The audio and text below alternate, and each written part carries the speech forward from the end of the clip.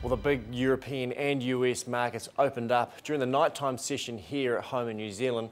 And to be honest, for the first day of trading, it was a pretty ugly event, with European and US markets all slipping by quite substantial amounts.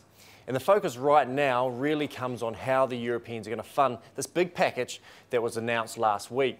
And they were hoping the Chinese were going to help out, but it did seem yesterday that the Chinese threw a bit of a warning shot across the bow by saying that they aren't going to be able to rely solely on them to front up with all the money. Now, equity markets didn't really like this, as they are now really questioning where all this money and all this funding is going to come from, really to insulate the problems that are in Europe at the moment. The other big factor that we saw in the market yesterday was the Bank of Japan intervening in their currency market to artificially depreciate their currency.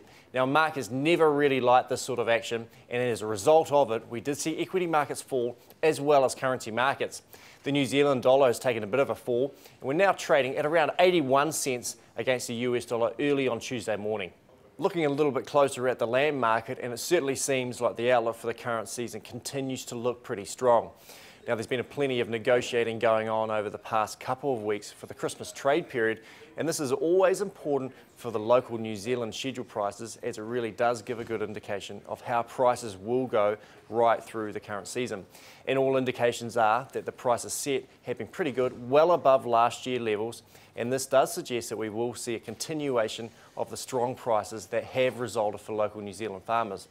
Now, we've been picking for some time that average per head prices right through the season would come out at around $110 per head. We're still sticking by this with the potential that we could see a little bit of upside.